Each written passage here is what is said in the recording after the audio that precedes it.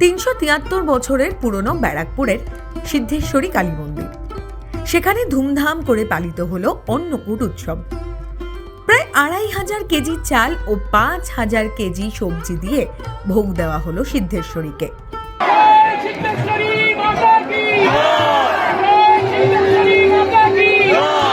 নৈহাটির বড় মায়ের মতো জাগ্রত ব্যারাকপুরের সিদ্ধেশ্বরী কালী।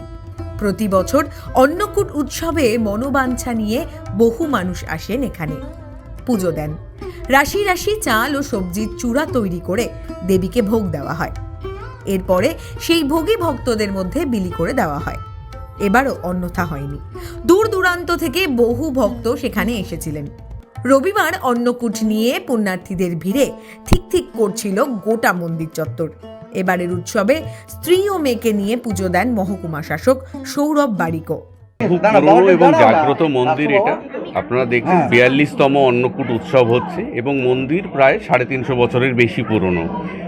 বহু মানুষের বিশ্বাস, আস্থা এই মন্দিরের সঙ্গে জড়িত আছে, এই মহোৎসবের সঙ্গে জড়িত আছে। সেই জন্য অগণিত ভক্তবৃন্দ আমি ঢোকা থেকেই দেখলাম লাইন দিয়ে দাঁড়িয়ে আছেন।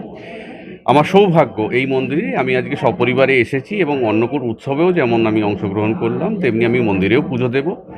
অত্যন্ত ভক্তি ভরে মানুষ সবাই মিলে পুজো দিচ্ছে। আমার বিশ্বাস মা সবার এই প্রার্থনা সব শুনবেন এবং সকলের মঙ্গল করবেন।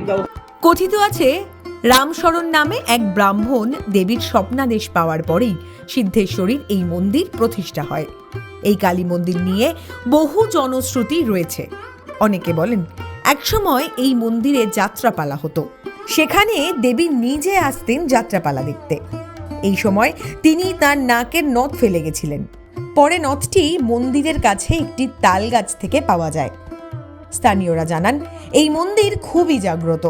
দেবীর কাছে মনোবাঞ্ছা নিয়ে এলে সেটি পূরণ হয়। অনেক ছোটবেলা থেকে আসি আমরা, কারণ এখানে আমাদের পৈতৃক ছিল বাড়ি, প্রচণ্ড জাগ্রত। আমরা ছোটবেলায় শুনেছি, মা যতটা শুনতে এসেছিলেন, খুব ভালো লেগেছিল। তাই জন্য তাল গাছে উনি ছিলেন।